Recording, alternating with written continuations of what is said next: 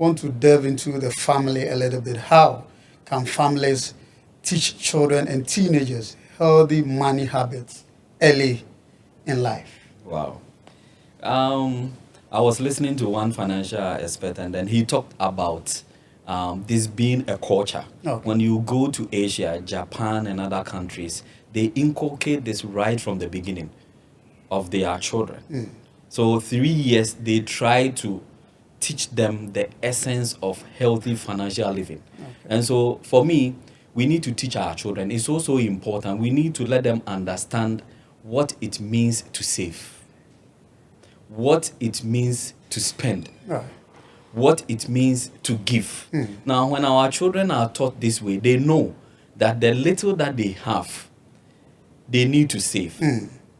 And when they save, or whatever amount that we give them, we need to seek accountability from them.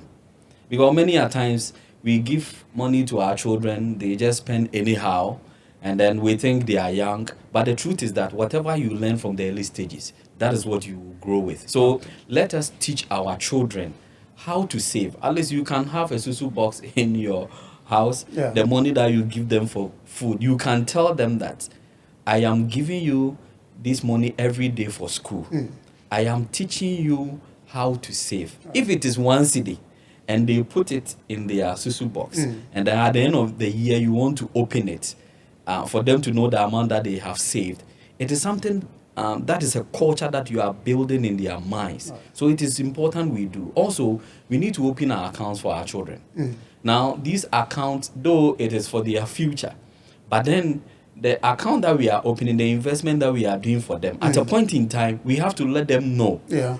the amount that they have accumulated. Okay. So whilst we do this, it is a culture we are building in them.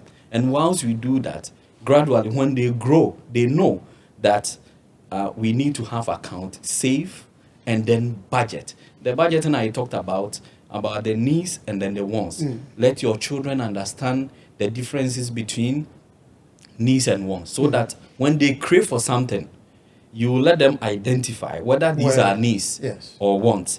If they are needs, yes, provide for them. Let them know that you need to provide for them, because without it, they might have issue. If they don't have shoes and they request for, you need to buy for them. However, if they crave for something that is want that they can do away with, let them understand that yes, you crave for this, but it is a want. I will not give you this time. Maybe tomorrow I will give you, so that they are able to distinguish between needs and wants, and they are able to live within their means when it is not a need and it is a want.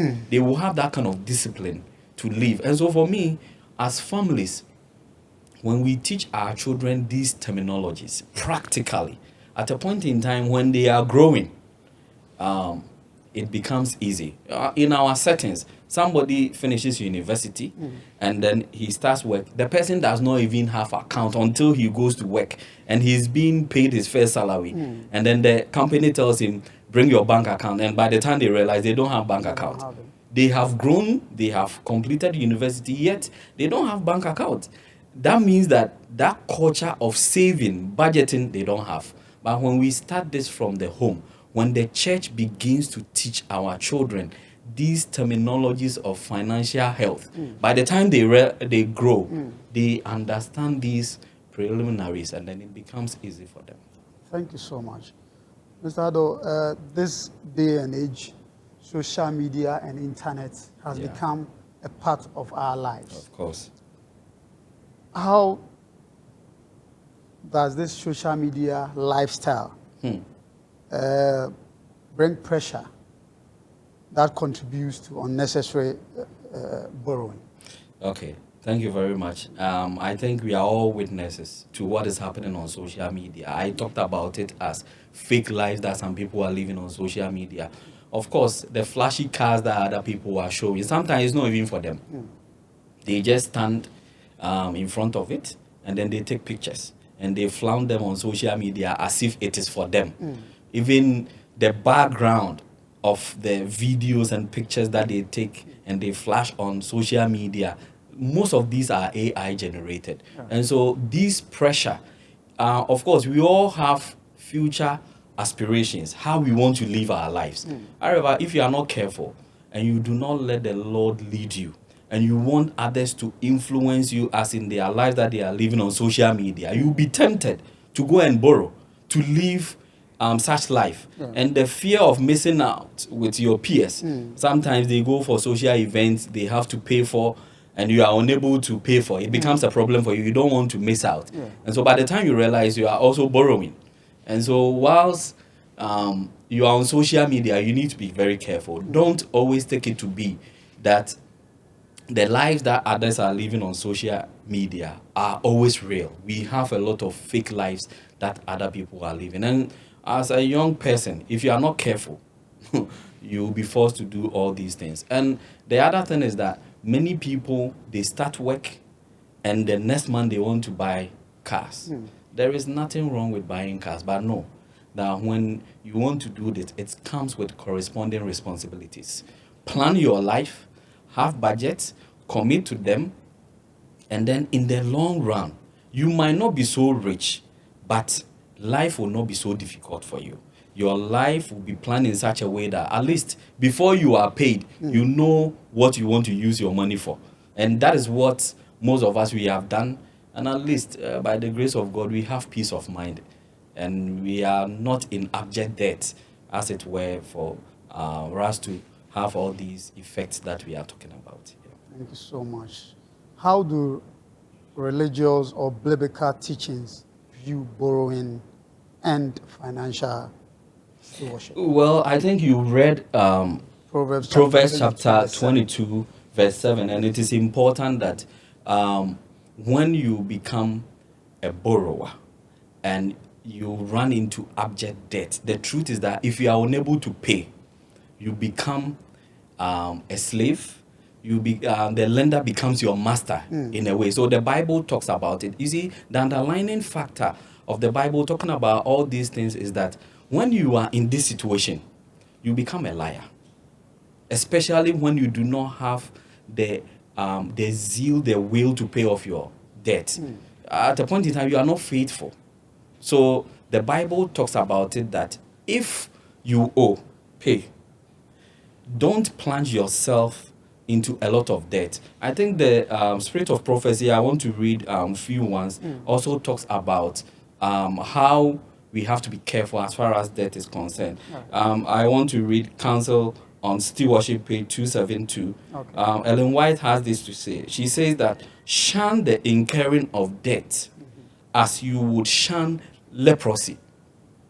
That is a very serious statement. Wow. Who wants to have leprosy? Of course, you want to shun away from leprosy, isn't it? So she says that you have to shun incurring more debt as you would shun leprosy. So it is very, very important that we are careful as in how debt destroys our relationship with God. Adventist homepage 393, paragraph 4. She says that be determined never to incur another debt.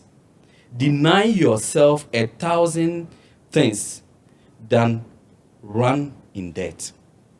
So if it takes 1,000 things to do or to shun away, not to run into debt, do it, because the effect of having a lot of debt will destroy your relationship with God. So it is important that we understand it. There is another one on Counsel for the Church, page 155. She says that when one becomes involved in debt, he is in one of Satan's nets, which he sets for souls. So, of course, Satan knows that when you are in debt, you will never become faithful to God if you do not have the desire to pay off. And so we have a lot of people, Christians, who have borrowed. They run away from their lenders, especially those who are on MTN, borrowed from MTN. They change their chips here and there. If you are a Christian and you do that, you at a point in time run away when you have a strange call. That can also be that strange call is to save you. And so if you are not careful, you will run into this, and Satan will just grip you like that. So as far as our religion is concerned, God knows that when we are in debt, it is difficult to become faithful to him. How many people are in debt and they are faithful to God in their tithe and offering. I mentioned it. Because when you are in debt, your concentration It's all on the debt. of course. And so when you have to even pay your tithe faithfully, you will not do it. And so that is why the Bible talks about how we have to treat debt. And then the one says that we have to treat debt as a leprosy that we want to shun away from. So for me, it is also important. Many Christians who disdain the effect of debt, in fact, they do not know how they are ruining their relationship with God. So if you are in debt, we have talked about that. It is not all debts that are bad. Yeah. If you are in debt and it seems to be a bad debt, then you have to make sure that you take steps so that you do not strain your relationship with God. It is also important. Yeah.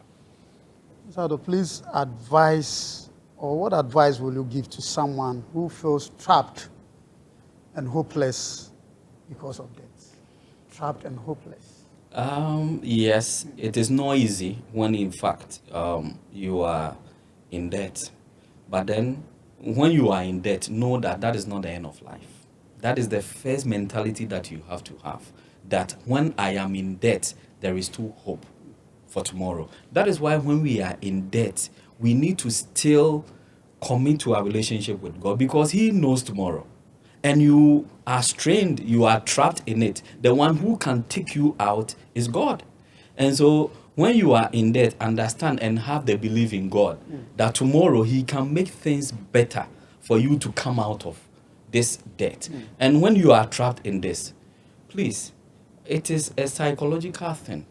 But then calm down and then lay down plans and make sure that you are able to come out of this. And it is important that when you are trapped like this, you talk to someone who is an expert, someone who can really advise you to come out of that. In our quarters, we do not seek professional advice when we are in this situation. But it is also important that when you are in this situation, you talk to someone who understands some of these and someone who have been in it and has been able to come out. And so when you are trapped in abject debt, don't lose hope because it is today that seems to be a problem for you. But tomorrow is another hope. And the God who holds tomorrow in His hands, He is able to make things anew for you and you will be able to come out of your debt.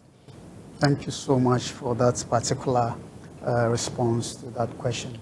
Here we want to have your final comments or your final advice on this particular topic. Okay, my final advice will be that one, debt is something that is so dangerous, like we have discussed, and so the church needs to take this very serious in organizing fora for people to understand this danger that strains our relationship with God. And so let us talk about it, just like we are talking about it, educating people to know the effect of debt, which are so serious. Let us talk about it. And in doing so, let those who are strained and trapped in debt have hope that when they are faithful to God, God will be able to make a way out for them to be able to do so. And we have to be intentional. We have to be intentional that whilst we are in debt, we have a systematic way, strategies of coming out of debt. And for me, I think going forward, we might have time to talk about budgeting, going into details to see how we'll be able to use proper budgeting to come out of this very dangerous debt that we have talked about. So that will be my final advice. And as families, let us inculcate these financial principles in our children. And I believe that when they grow, they will not live a life that many of us are living. And I believe that we will become useful to the society, to the church, and even our families. Thank you so much. Thank you. Today we've known there are good debts, there are bad debts. But depending on how we handle the situation, that is what will let us come out of the bad ones. And the good ones, we need to be proactive when we suspect that there are issues. Yeah. We move out to the lender, speak to the lender, let us sit down and have a proper plan that can take us out of debt. And then the scripture says, we will be free. We will be free from slavery. Yeah. Because debt is slavery in disguise. Sure. Thank you so much, Mr. Daniel Addo, for coming. Thank you for having me. We Also. appreciate your talk. We appreciate the insights that you've taken us into. Sure. We'll, like you rightly mentioned, we'll have you once again to talk about proper budgeting and financial discipline in our lives. Sure. Thank you for coming. And Thank God you. bless you. Thank you. God bless you also. Revive the power.